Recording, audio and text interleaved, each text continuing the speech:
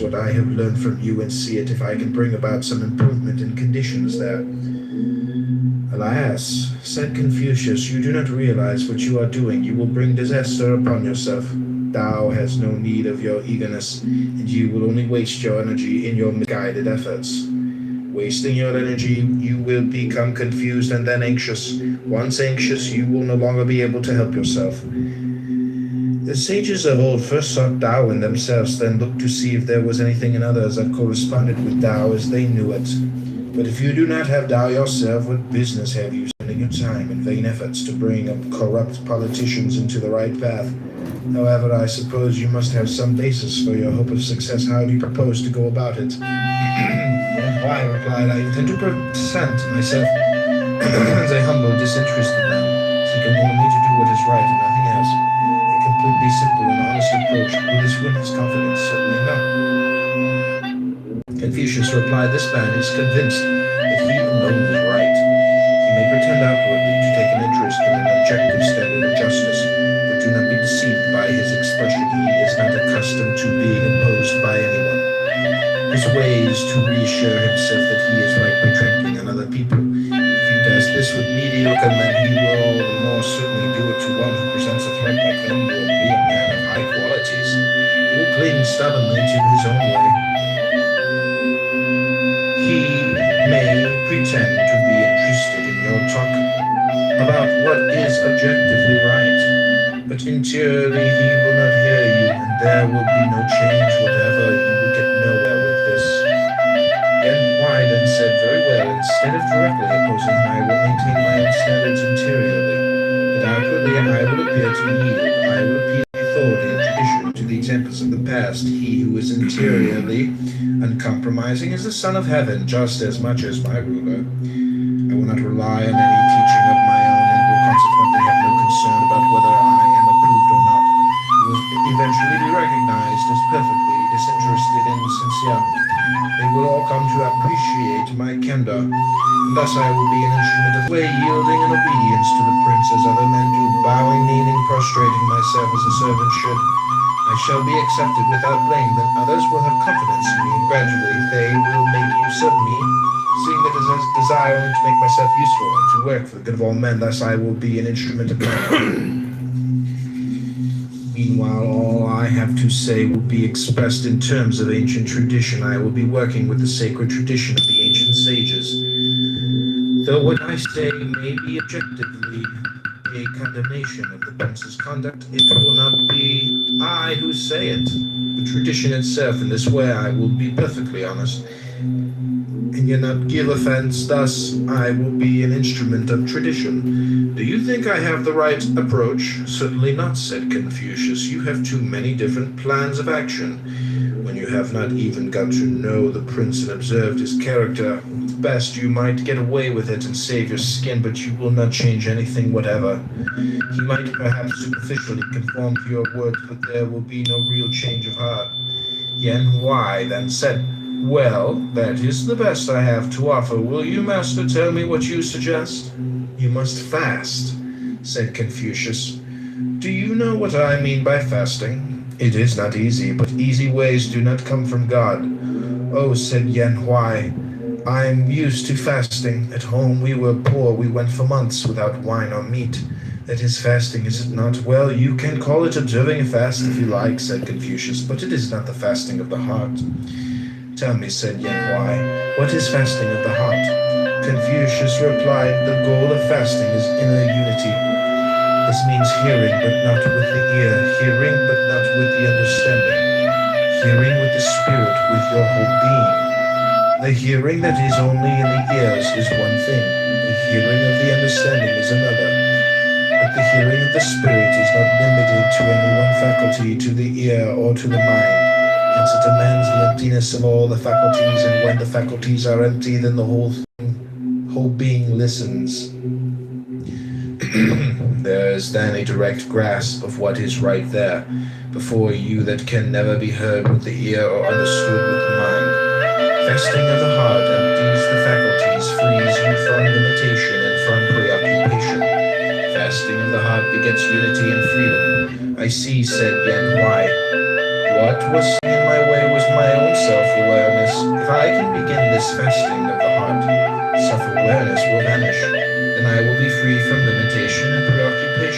what you mean. Yes, said Confucius, that's it.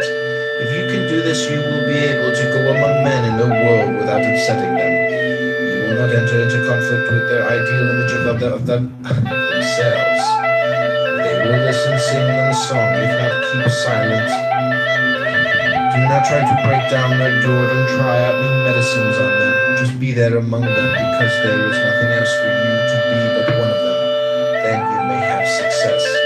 It is easy to stand still and leave no trace, but it is hard to walk without touching the ground. If you follow human methods, you can get away with deception. In the way of Tao, no deception is possible. You know that one can fly with wings. You have not yet learned about flying without wings. You are familiar with the wisdom of those who know, but you have not yet learned the wisdom of those who know not. Look at this window. It is nothing but a hole in the wall, but because of it, the whole room is full of light. So when the faculties are empty, the heart is full of light. Being full of light, it becomes an influence by which others are secretly transformed. Online shopping and selling.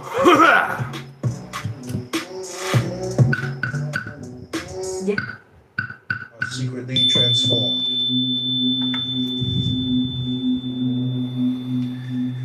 Three friends. There were three friends discussing life. One said, "Can men live together and know nothing of it? Work together and produce nothing? Can they fly around in space and forget to exist, world without end?" The three friends looked at each other and burst out laughing. They had no explanation. On guard! Prepare to defend yourself! Then one friend died. Confucius sent a disciple to help the other two chant his obsequies. The disciple found that one friend had composed a song while the other played it too, and they sang, "Hey, Sung-Hu, where'd you go? Hey, Sung-Hu, where'd you go? You've gone where you really were, and we are here, damn it, we are here." Then the disciple of Confucius burst in on them and exclaimed, "May I inquire where you found this in the rule books for obsequies?" This frivolous caroling in the presence of the departed, the two friends looked at each other and laughed. "Poor fellow," they said, "he doesn't know the new liturgy." Out his wake, time lay dead. Chin-Shir attended the wake. He let out three yells and went home. One of the disciples said, "Were you not the master's friend servant?" He replied, "It is then sufficient for you to know no better than you had just done." In the beginning, Chin-Shir, I thought he was the greatest of men no longer. When I came to mourn, I found old men lamenting him as their son, young men sobbing as though for their mother. How did he bind them to himself so tight, if not by words he should never have said, and tears he should never have wept? He weakened his true being. He laid on load upon load. Load of emotion increased the enormous reckoning. He forgot the gift God had entrusted to him. This the ancients called punishment for neglecting himself. The master came at his right time into the world. When his time was up, he left it again. He who awaits his time, who submits when his work is done. In this life there is no room for sorrow or for rejoicing. Here is how the ancients said all this in 4 words. God cuts the thread.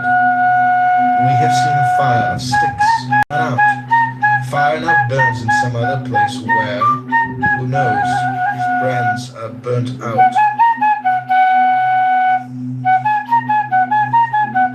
Confucius and the Madman.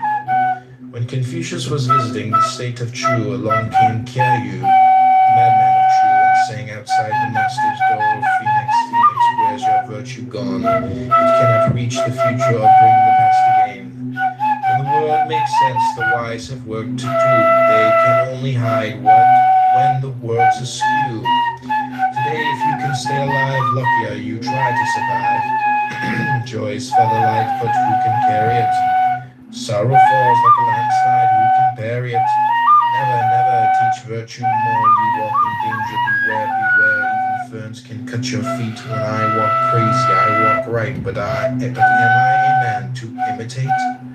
The tree in the mountain height is its own enemy. The grease that feeds the light devours itself. The cinnamon tree is edible, so cut it down. Like a tree is Every man knows how useful it is to be useful. No one seems to know how useful it is to be useless. Alright, this is philosophyvideos.com. We'll end it there on page 60. The Way of Chuang-Tzu by Thomas Merton. The next chapter will be The True Man.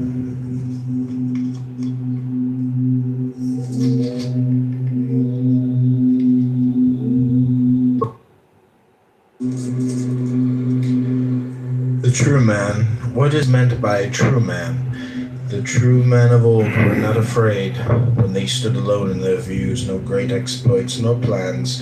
If they failed, no sorrow, no self-congratulation and success. They scaled cliffs, never dizzy, plunged in water, never wet, walked through fire and were not burnt. Thus, their knowledge reached all the way to Tao. The true men of old slept without dreams, woke without worries. Their food was plain. They breathed deep. True men breathe from their heels. Others breathe with their gullets, half strangled. In dispute they heave up arguments like vomit. Where the fountains of passion lie deep, the heavenly springs are soon dry. The true men of old knew no lust for life, no dread of death. Their entrance was without gladness, their exit yonder, without resistance, easy come, easy go. They did not forget where from, nor ask where to, nor drive grimly forward, fighting their way through life. They took life as it came gladly, took death as it came without care, and went away yonder, yonder. They had no mind to fight Tao. They did not try by their own contriving to help Tao along. These are all the ones we call true men.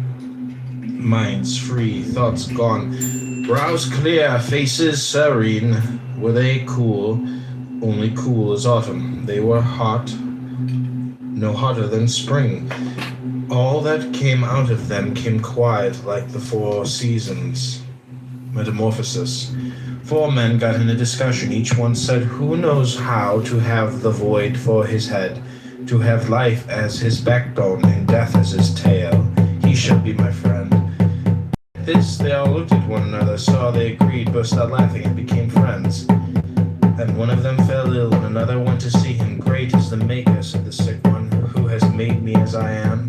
I am so doubled up, my guts are over my head. Upon my navel I rest my cheek. My shoulders stand out beyond my neck. My crown is an ulcer surveying the sky. My body is chaos, but my mind is in order. He dragged himself to the wall, saw his reflection, and declared, what a mess he has made of me. His friend asked, are you discouraged? Not at all. Why should I be? If he takes me apart and makes a rooster of my left shoulder, I shall announce the dawn. If he makes a crossbow of my right shoulder, I shall procure roast duck. If my buttocks turn into wheels, and if my spirit is a horse, I will hitch myself up and ride around in my own wagon. There is a time for putting together and another time for taking apart. He who understands this course of events takes each new state in its proper time. With neither sorrow nor joy, the ancients said the hanged man cannot cut himself down, but in due time nature is stronger than all his ropes and bonds. It was always so. Where is there a reason to be discouraged? Man is born in Tao, fishes are born in water. Man is born in Tao. If fishes born in water seek the deep shadow of bonded pool, all their needs are satisfied. If man born in Tao sinks into the deep shadow of non-action, to forget aggression and concern, he lacks nothing, his life is secure. Moral, all the fish needs is to get lost in water. All man needs is to get lost in Tao. Two kings in no form, the South Sea King was act on your hunch. The North Sea King was act in a flash. The king of the place between them was no form. How South Sea King and North Sea King used to go together often to the land of no form. He treated them well. So they consulted together. They thought it would be good to earn a pleasant surprise for no form in token of appreciation. Men, they said, have 7 openings for seeing, hearing, eating, breathing, and so on, but no form has no openings. Let's make him a few holes. So after that, they put holes in no form. one day for 7 days, and when they finished the seventh opening, their friend lay dead. Lao Tan said to organize is to destroy. Cracking the safe. For security against robbers who snatch purses, rifle luggage, and crack safes, one must fasten all property with ropes, lock it up with locks, bolt it with bolts. This for property owners is elementary good sense. But when a strong thief comes along, he picks up the whole lot, puts it on his back, and goes on his way with only one fear, that ropes, locks, and bolts may give way. Thus, when the world calls good business, is only a way to gather up the loot, pack it, make it secure in one convenient load for the more enterprising thieves. Who is there among those called smart, who does not spend his time amassing loot for a bigger robber than himself? In the land of Ki, from village to village, you can hear cocks crowing, dogs barking, fishermen cast their nets. Plowmen plowed the wide fields, everything was neatly marked out by boundary lines. 400-500 square miles. There were temples for ancestors, altars for field goods, gods, and corn spirits. Every canton, county, and district was run according to the laws and statutes, until one morning the Attorney General Tian came to Wei came into the whole state. He content to steal the land? No. He also took all the laws and statutes at the same time, and all the lawyers with them, not to mention the police. They all formed part of the same package. Of course, people called him King, Zu, and Robber, but they left him alone to live as happy as the patriarchs. No small state would say a word against him, no large state would make a move in his direction, so for 12 generations the state of Qi belonged to his family. No one interfered with his inalienable rights. The invention of weights and measures makes robbery easier. Signing contracts, setting seals, makes robbery more sure. Teaching love and duty provides a fitting language with which to prove that robbery is really for the general good. The poor man must swing for stealing a belt buckle, but if a rich man steals a whole state, he is acclaimed as statesman of the year. Hence, if you want to hear the very best speeches on love, duty, justice, etc., listen to statesmen. But when the creek dries up, nothing grows in the valley.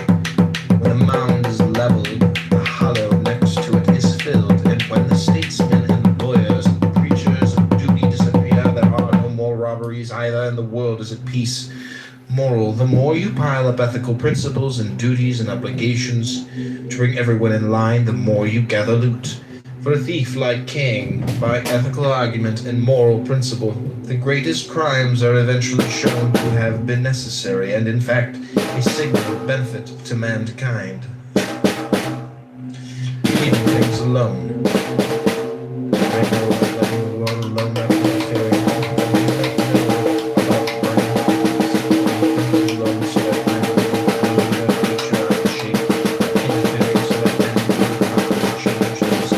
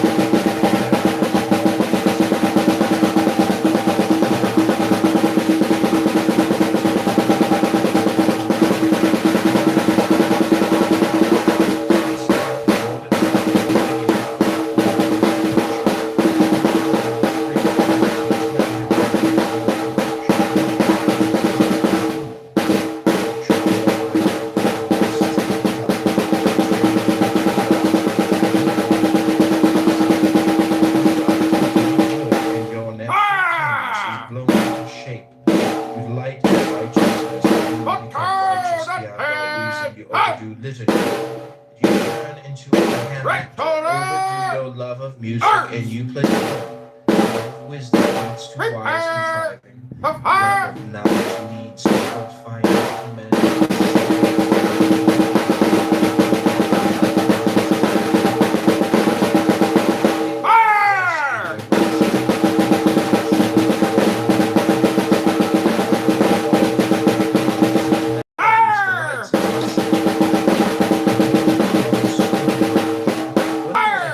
They still will not let go of it. They surround its memory with ritual worship. They fall on their knees to talk about it, play music and sing, fast and discipline themselves in honor of the 8 delights. When the delights become a religion, how can you control them? Wise man, then, when he must govern, knows how to do nothing, letting things alone though he rests in his original nature. Govern will respect the governed no more than he respects himself. If he loves his own person enough to let it rest in his original state, he will govern others without hurting them. Let him keep the deep drives in his own guts from going into action. Let him keep still, not looking, not hearing. Let him sit like a corpse, the dragon power alive all around him. In complete silence, his voice will be like thunder. His movements will be invisible like those of a spirit, but the powers of heaven will go with him. Unconcerned, doing nothing, he will see all things grow right around him there in the time to govern. My master said, what checks on all and meddles in none is heaven. The kingly man realizes this hides in his heart, grows boundless, wide-minded, draws all to himself, and so he lets the gold lie hidden in the mountain, leaves the pearl lying in the deep, gives the possessions and the gain in his eyes. He stays far from wealth and honor, where life is a ground for joy, nor only death for sorrow. Success is not for him to be proud of, failure is for shame. Had he all the world's power, he would have hold it as his own. He conquered everything, he would not take it to himself. His glory is in knowing that all things come together in one, and life and death are equal. How deep is Tao? My master said, Tao, how deep, how still its hiding place. Tao, how pure. Without this stillness, metal would not ring. Stone, when struck, would give no answer. The power of sound is in the metal, and Tao in all things. When they clash, they ring with Tao, and are silent again. Who is there now to tell all things in their places? The king of life goes his way free, inactive, unknown. He would blush to be in business. He keeps his deep roots down in the origin, down in the spring. His knowledge is enfolded in spirit, and he grows great, opens a great heart, a world's refuge. Without forethought, he comes out in majesty. Without plan, he goes his way, and all things follow him. This is the kingly man who rides above life. This one sees in the dark, hears where there is no sound. In the deep dark, he alone sees light. In soundlessness, he alone perceives music. He can go down into the lowest of low places and find people.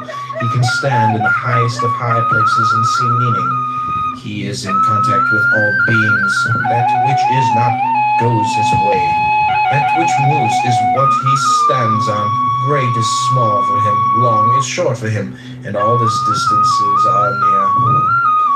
The lost pearl, the yellow emperor, went wandering to the north of the red water, to the Kwambun mountain. He looked around over the edge of the world. On the way home, he lost his night-colored pearl. He sent out science to seek his pearl and got nothing. He sent analysis to look for his pearl and got nothing. He sent out logic to seek his pearl and got nothing. Then he asked nothingness, and nothingness had it. The yellow emperor said, strange indeed, nothingness, who was not sent, who did not work to find it, had the night-colored pearl. In my end is my beginning. In the beginning of beginnings was void of void, the nameless. And in the nameless was the one. Without body, without form, this one. This being in whom all find power to exist is the living. From the living comes the formless, the undivided. From the act of this formless come the existence, each according to its inner principle. This is form, here body embraces and cherishes spirit. The two work together as one, blending and manifesting their characters, and this is nature. But he who obeys nature returns through form and formless to the living, and in the living joins the unbegun beginning. The joining is sameness, the sameness is void, the void is infinite. The bird opens its beak and sings its note, and then the beak becomes together again in silence, so nature and the living meet together in void. Like the closing of the bird's beak after its song, heaven and earth come together in the ungun. And all is foolishness, all is unknown, all is like the lights of an idiot, all is without mind. To obey is to close the beak and fall into unbeginning. When life was full, there was no history. In the age when life on earth was full, no one paid any special attention to worthy men, nor did they single out the man of ability. Rulers were simply the highest branches on the tree, and the people were like deer in the woods. They were honest and righteous without realizing that they were doing their duty. They loved each other and did not know that this was love of neighbor. They deceived no one, yet they did not know that they were meant to be trusted. They were reliable and did not know that this was good faith. They lived freely together, giving and taking, and did not know that they were generous. For this reason, their deeds have not been narrated. They made no history. When a hideous man becomes a father, and the son is born to him in the middle of the night, he trembles and lights a lamp and runs to look in anguish on that child's face to see whom he resembles. The 5 enemies. With wood from a 100-year-old tree, they make sacrificial vessels. Covered with green and yellow designs, the wood that was cut away lies unused in the ditch. If we compare the sacrificial vessel with the wood in the ditch, we find them to differ in appearance. One is more beautiful than the other, yet they are equal in this. Both have lost their original nature. So if you compare the robber and the respectable citizen, you find that one is indeed more respectable than the other. Yet they agree in this, they have both Kitover lost band. Go to the original simplicity ChicagoMetaphor.com to of man. liberate Chicago. How did they lose Homeowner it? at a Here are time, the one 5 signature at a time. Love We of need your colors signatures on our bewilders petitions the today. eye, We're about and to it launch our fails to campaign see for right. Thomas Jefferson Memorial Love here in of Chicago. harmonies Jefferson Park. bewitches the ear, and it Hope you loses enjoy its this true hearing. little philosophy Love by of Shawanta perfumes or Lao fills Tzu, the head with the wisdom of dizziness. the Tao. Love of flavors ruins the taste. Desires unsettle the heart until the original nature runs amok. These 5 are enemies of true life, yet these are what men of discernment claim to live for. They are not what I live for. If this is life, then pigeons in a cage have found happiness. Action and non-action. The non-action of the wise man is not inaction. It is not studied. It is not shaken by anything. The sage is quiet because he is not moved, not because he wills to be quiet. Still water is like glass. You can look in it and see the bristles on their chin. It is a perfect level. A carpenter could use it. If water is so clear, so level, how much more the spirit of man? The heart of man is tranquil. It is the mirror of heaven and earth, the glass of everything, emptiness, stillness, tranquility, tastelessness, silence, not chambers, is the level of heaven and earth. This is perfect Tao. Wise men find here their resting place. Resting, they are empty. From emptiness comes the unconditioned, from this the conditioned. The individual thing, so from the sage's emptiness, stillness arises. From stillness, action. From action, attainment. From their stillness comes their non-action, which is also action, and is therefore their attainment. For stillness is joy. Joy is free from care, fruitful in long years. Joy does all things without concern. For emptiness, stillness, tranquility, tastelessness, silence, and non-action are the root of all things. Do Quan and the wheel right. The world values books and thinks that it is in so doing it is valuing Tao. But books contain words only, and yet there is something else which gives value to the books, not the words only, nor the thought in the words, but something else within the thought, swaying it in a certain direction. Words cannot comprehend, but it is the words themselves that the world values when it commits them to books, and though the world values them, these words are worthless as long as that which gives them value is not held in honor. Not which man apprehend name and noise, and he color, name, and sound do not reach to reality. That is why he who knows does not say, he who says does not know. How then is the world going to know Tao through words? Duke Huan of Kai, first in his dynasty, sat under his canopy reading his philosophy, and Fien the wheelwright was out in the yard making a wheel. Fien laid aside hammer and chisel, climbed the steps, and said to Duke Huan, "May I ask you, Lord, what is this you are reading?" The Duke said, "The experts, the authorities." And Fien asked, "Alive or dead?" "Dead a long time." "Then," said the wheelwright, "you are reading only the dirt they left behind." Then the Duke replied, "What do you know about it? You are only a wheelwright. You'd better give me a good explanation, or else you must die." The wheelwright said, "Let us look at the affair from my point of view. When I make wheels, if I go easy, they fall apart. If I am too rough, they don't fit. If I am neither too easy nor too violent, they come out right. The work is what I want it to be. You cannot put this into words. You just have to know how it is. I cannot even tell my own son exactly how it is done. And my own son cannot learn it from me. So here I am, 70 years old, still making wheels. The men of old took all they really knew with them to the grave. And so, Lord, what you are reading there is only the dirt they left behind them." We're going to end it there, page 84. The Way of Shuangzi by Thomas Merton. Thanks for coming to philosophyvideos.com. Please subscribe to our YouTube channel and follow us on Tumblr. Again, this is philosophyvideos.com.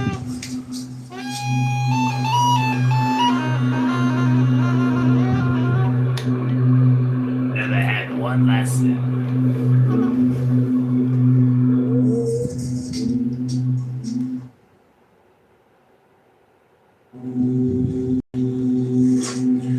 Autumn floods. The autumn floods had come. Thousands of wild torrents poured furiously into the Yellow River.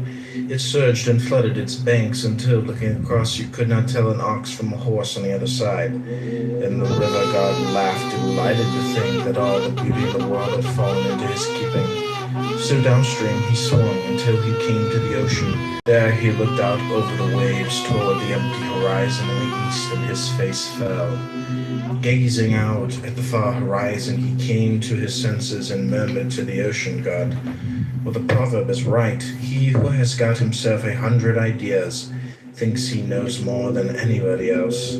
Such a one am I. Only now do I see what they mean by expanse." The ocean god replied, "Can you talk about the sea to a frog in a well? Can you talk about the ice to dragonflies? Can you talk about the way of life to a doctor of philosophy? Of all the waters in the world, the ocean is greatest. All the rivers pour into it day and night. It is never filled, it gives back its water day and night. It is never emptied, in dry seasons it is not lowered.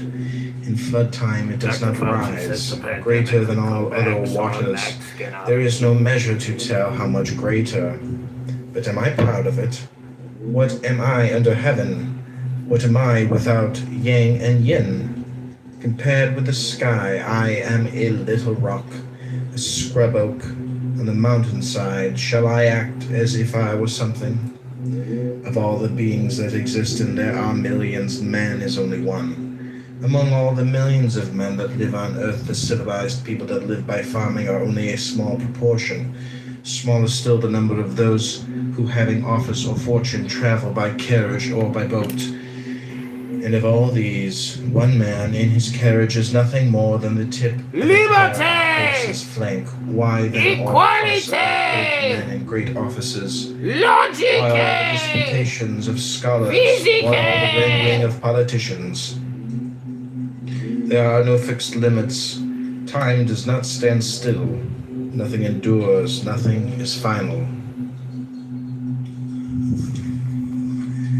You cannot lay hold of the end or the beginning. He who is wise sees near and far, is the same, does not despise the small or value the great. Where all standards differ, how can you compare? With one glance he takes in past and present, without sorrow for the past, holding patience with the present. All is in movement, he has experience of fullness and emptiness. He does not rejoice in success or lament in failure. The game is never over. Birth and death are even. The terms are not final. Great and small. When we look at things in the light of Tao, nothing is best, nothing is worst. Each thing seen in its own light stands out in its own way. It can seem to be better than what is compared with it on its own terms, but seen in terms of the whole, no one thing stands out as better. If you measure differences, what is greater than something else is great. Therefore there is nothing that is not great. What is smaller than something else is small. Therefore there is nothing that is not small. So the whole cosmos is a grain of rice, and the tip of a hair is as big as a mountain. Such is the relative view. You can break down walls with battering rams, but you cannot stop holes with them. All things have different uses. Fine horses can travel 100 miles a day, but they cannot catch mice like terriers or weasels. All creatures have gifts of their own. The white-horned owl can catch fleas at midnight and distinguish the tip of a hair.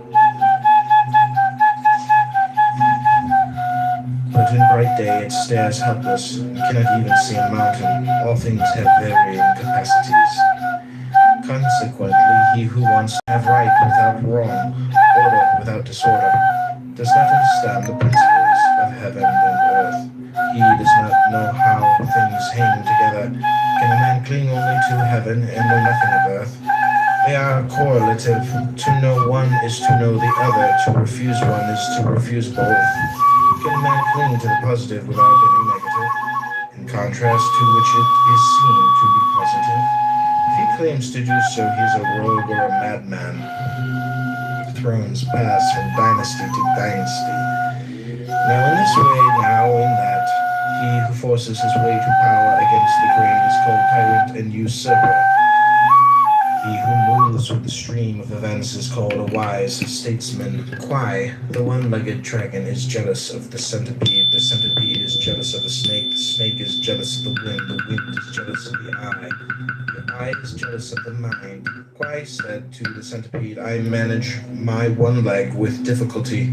How can you manage 100? The centipede replied, I do not manage them.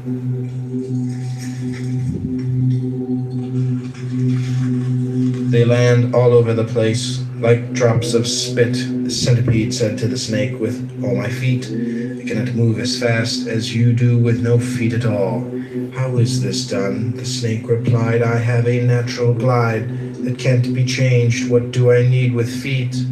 The snake spoke to the wind, I ripple my backbone and move along in a bodily way. You without bones, without muscles, without method, blow from the North Sea to the Southern Ocean. How do you get there with nothing? The wind replied, True, I rise up in the North Sea and take myself without obstacle to the Southern Ocean. But every eye that remarks me, every wing that uses me is superior to me, even though I can uproot the biggest trees or overturn big buildings. The true conqueror is he who is not conquered by the multitude of the small. The mind is this conqueror, but only the mind of the wise man, the man of Tao, the man in whom Tao acts without impediment, harms no other being by his actions, yet he does not know himself to be kind and to be gentle. The man in whom Tao acts without impediment does not bother with his own interests and does not despise others who do. He does not struggle to make money and does not make a virtue of poverty. He goes his way without relying on others and does not pride himself on walking alone. While he does not follow the crowd, he won't complain of those who do. Rank and reward make no appeal to him. Disgrace and shame do not deter him. He is not always looking for right and wrong, always deciding yes or no. The ancients said, therefore, the man of Tao remains unknown. Perfect virtue produces nothing. No self is true self, and the greatest man is nobody. The turtle, Shuangzi, with his bamboo pole, was fishing in Pooh River. The Prince of Chu sent two vice-chancellors with a formal document: "We hereby appoint you Prime Minister." Shuangzi held his bamboo pole still watching Pooh River. He said, "I am told there is a sacred tortoise, offered and canonized 3,000 years ago, venerated by the prince wrapped in silk, in a precious shrine on an altar in the temple. Do you think, is it better to give up one's life and lead a sacred shell as an object of cult, a cloud of incense 3,000 years? Better to live as a big turtle dragging its tail in the mud." For the turtle, said the vice-chancellor, "better to live and drag its tail in the mud." "Go home," said Shuangzi, "leave me here to drag my tail in the mud." Owl and Phoenix, Wide-Su, was Prime Minister of Yang. He had what he believed to be inside information that Shuangzi coveted his post and was intriguing to supplant him. In fact, when Shuangzi came to visit Liang, the Prime Minister sent out the police to apprehend him. The police searched for him 3 days and 3 nights, but meanwhile Shuang presented himself before Wide-Su of his own accord and said, "Have you heard about the bird that lives in South Phoenix that never grows old? This undying phoenix rises out of the South Sea and flies to the sea of the North, never alighting, except on certain sacred trees. Touch no food, but most exquisite rare fruit brings only from the clearest springs. Once an owl chewing dead rat already half decayed saw the phoenix fly over, looked up, and screeched with alarm, clutching the rat to himself in fear and dismay. Why so frantic, clinging to your ministry and screeching at me in dismay? Joy fishes. Shuangzi and Huaizu were crossing Hao River by the dam. Shuang said, "See how free the fishes leap and dart. That is their happiness." Huai replied, "Since you are not a fish, how do you know what makes fishes happy?"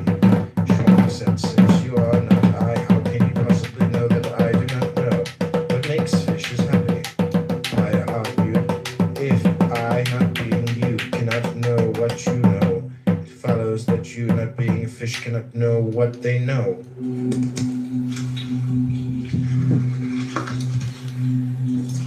Shuang said, "Wait a minute, let us get back to the original question. What you asked me was, how do you know what makes fishes happy? From the terms of your question, you evidently know I know what makes fishes happy. I know the joy fishes in the river through my own joy as I go walking along the same river. Perfect joy. Is there to be found on earth a fullness of joy, or is there no such thing? Is there some way to make life fully worth living, or is this impossible? If there is such a way, how do you go about finding it? What should you try to do? What should you seek to avoid?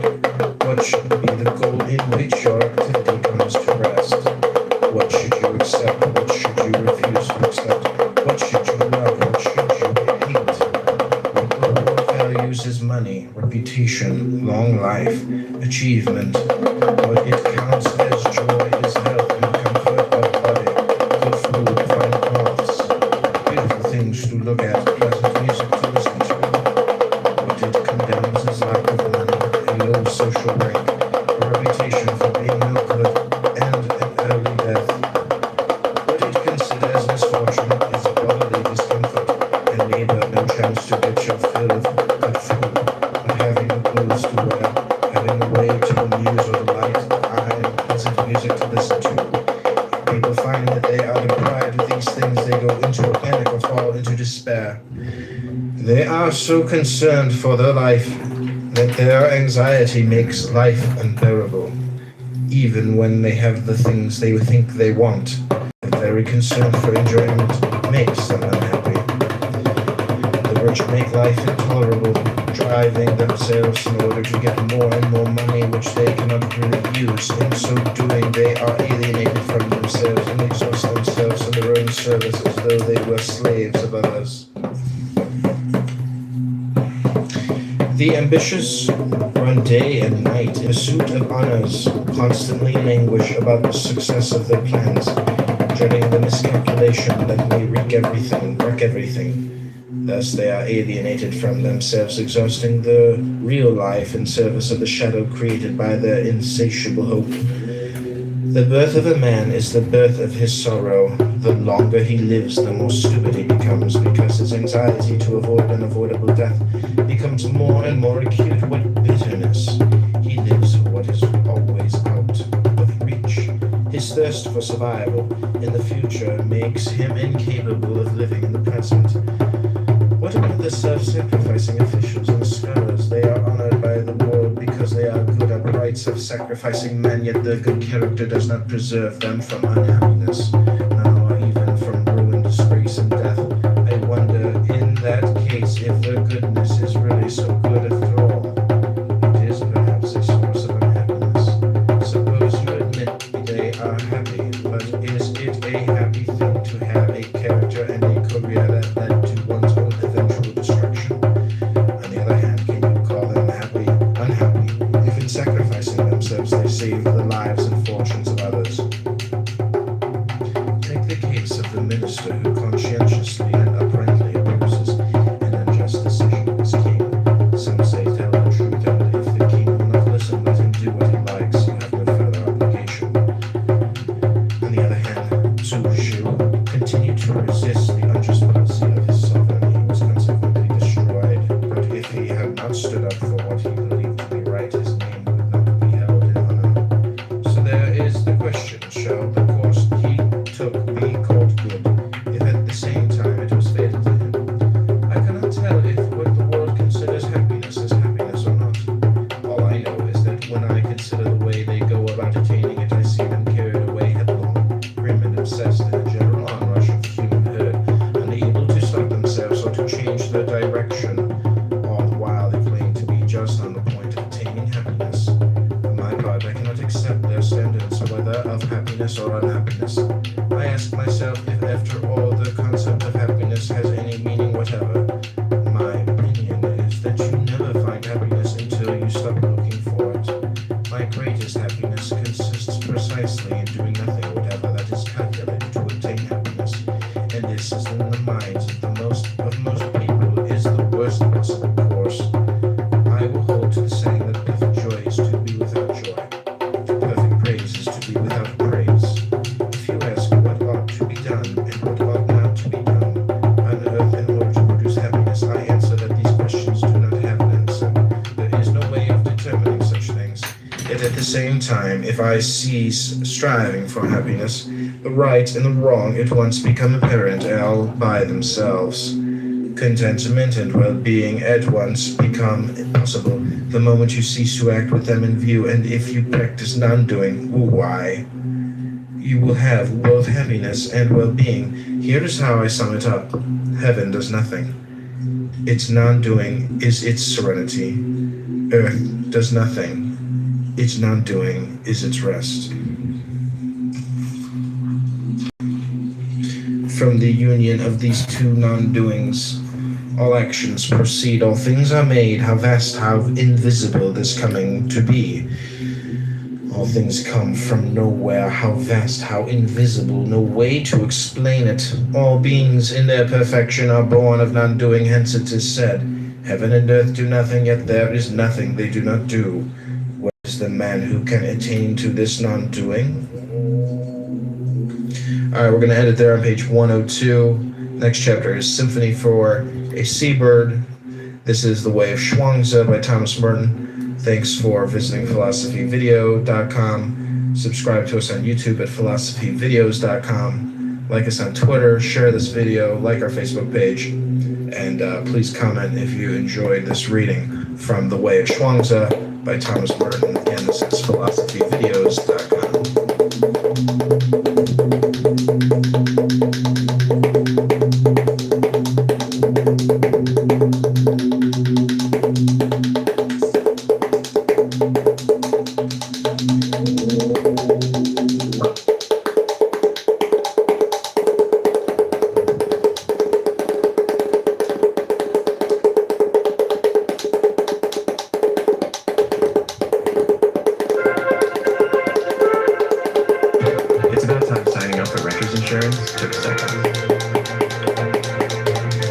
is Lemonade, you can also customize your coverage to protect the stuff you love.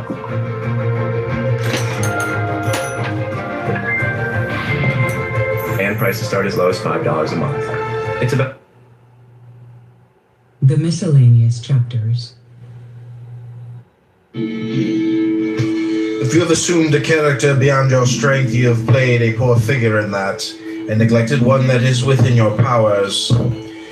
Fellow, you have come to blows at home with a slave. You have turned the household upside down and thrown the neighborhood into confusion. Do you come to me then with airs of assumed modesty? Do you sit down like a sage and criticize my explanation of the readings, and whatever idle babble you say has come into my head? Have you come full of envy and dejected because nothing is sent you from home, and while the discussion is going on, do you sit brooding on nothing but how your father or your brother are disposed towards you? What are they saying about me here? About me there? At this moment, they imagine I am making progress and saying he will return perfectly omniscient. I wish I could become omniscient before I return, but that would be very troublesome. No one sends me anything. The baths at Nicopolis are dirty. Things are wretched at home and wretched here. Then they say nobody is any the better for the school. Who comes to the school with a sincere wish to learn, to submit his principles to a correction and himself to treatment? Who, to gain a sense of his wants? Why, then be surprised if you carry home from the school exactly what you bring into it. Epictetus, I have often come desiring to hear you speak, and you have never given me any answer. Now, if possible, I entreat you, say something to me. Is there, do you think, replied Epictetus, an art of speaking as of other things? If it is to be done skillfully and with profit to the hearer, yes. And are all profited by what they hear, or only some among them? So that it seems there is an art of hearing as well as of speaking. To make a statue needs skill. To view a statue aright needs skill also, admitted. And I think all will allow that one who proposes to hear philosophers speak needs a considerable training in hearing. Is that not so? Then tell me, on what subject are you able to hear me? Why on good and evil? The good and evil of what? A horse, an ox? No, of a man. Do we know then what man is? What his nature is? That is the idea we have of him. And are our ears practiced in any degree on the subject? Nay, do you understand what nature is? Can you follow me in any degree when I say that I shall have to use demonstration? Do you understand what demonstration is? What true or false is? Must I drive you to philosophy? Show me what good I am to do by discoursing with. Rouse my desire to do so. The sight of the pasture it loves stirs in the sheep the desire to feed. Shoot a stone or a bit of bread and it remains unmoved. Thus we must also have certain natural desires, and one that moves us to speak when we find a listener that is worth his salt, one that himself stirs the spirit.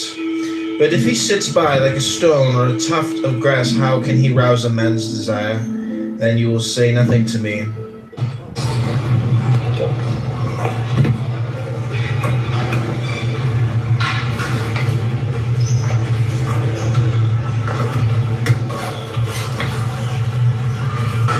At this moment, 99% of people would start sweating and panic. But thanks to this app, all you have to do is clap, and your phone will ring to end your misery.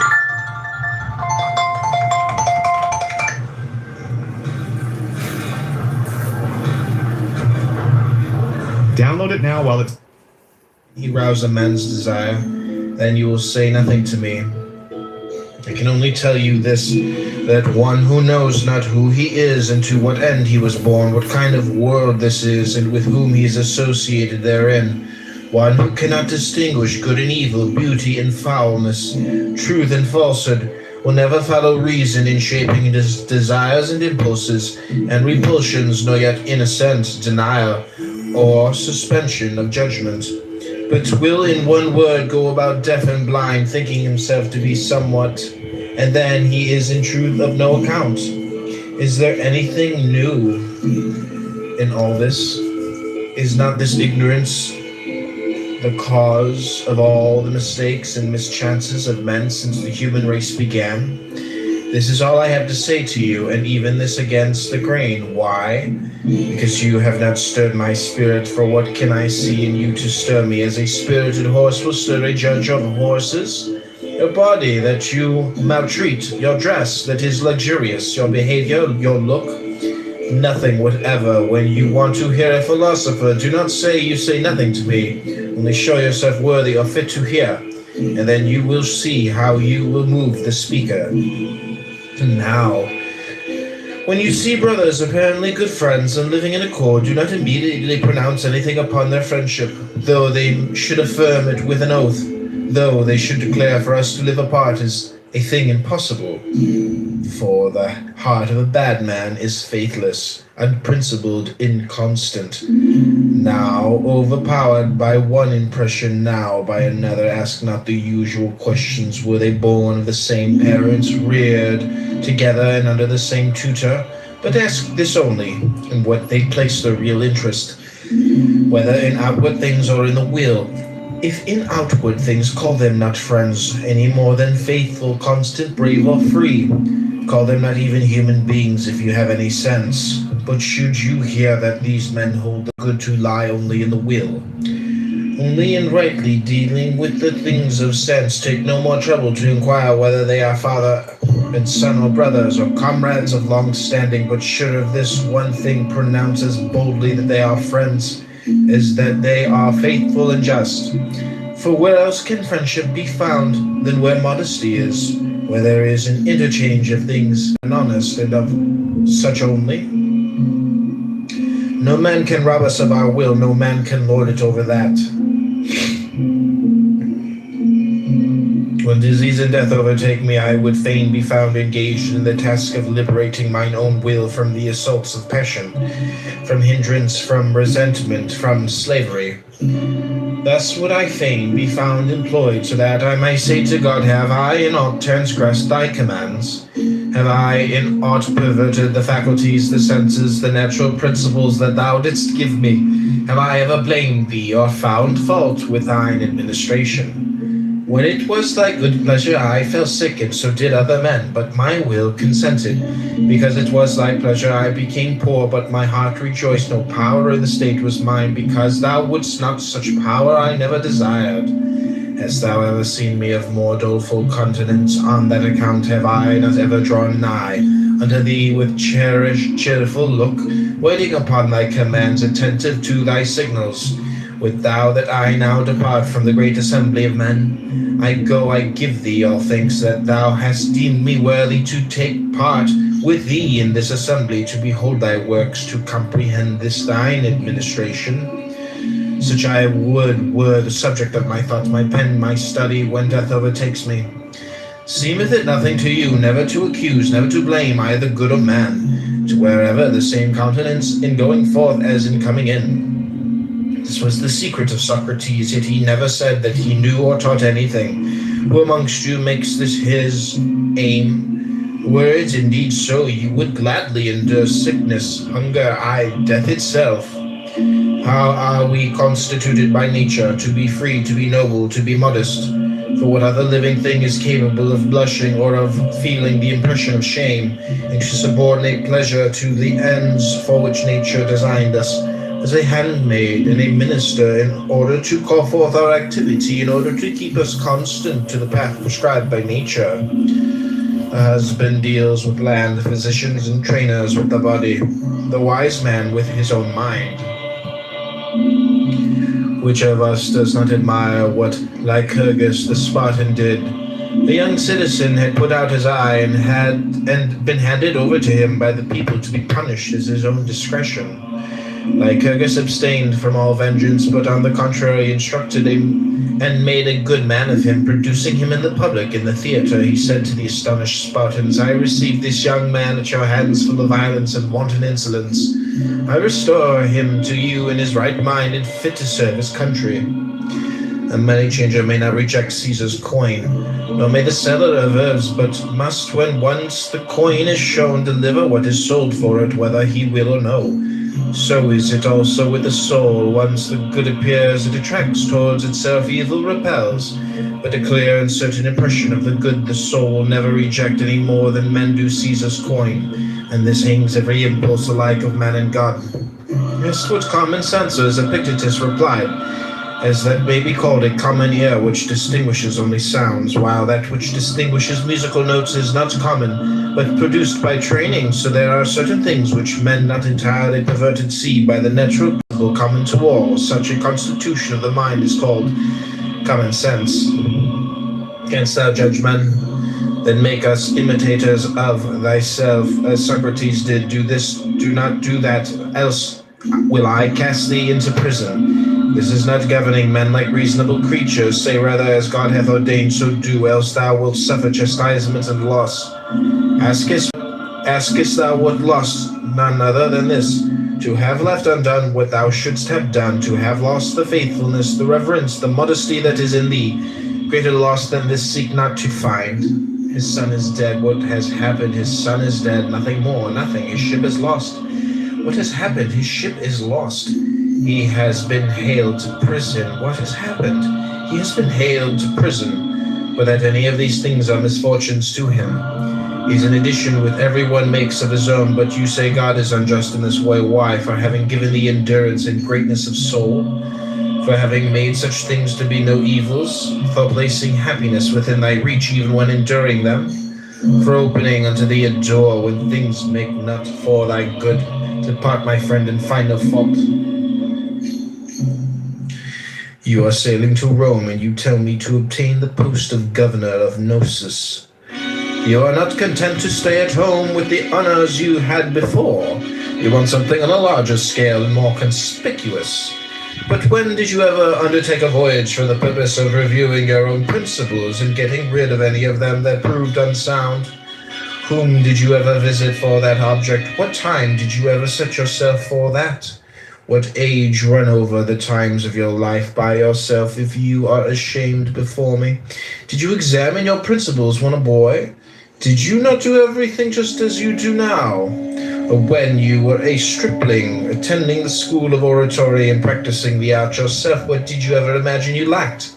And when you were a young man, entered upon public life, and were pleading causes and making a name, who any longer seemed equal to you? And at what moment would you have endured another examining your principles and proving that they were unsound? What then am I to say to you, help me in this matter? You cry, for that I have no rule, and neither did you, if that was your object. Come to me as a philosopher, but as you might have gone to an herb saddler or a cobbler. What do philosophers have rules for then? Why, that whatever may be tied, our ruling faculty may be as nature would have it, and so remain. Think you this a small matter? Not so, but the greatest thing there is. Well, does it need but a short time? Can it be grasped by a passer-by? Grasp it if you can. Then you will say, yes, I met Epictetus. I, just as you might a statue or a monument, you saw me. That is all. But a man who meets a man is one who learns the other's mind and lets him see his in return. Then my mind, show me yours, and then go and say that you met me. Let us try each other.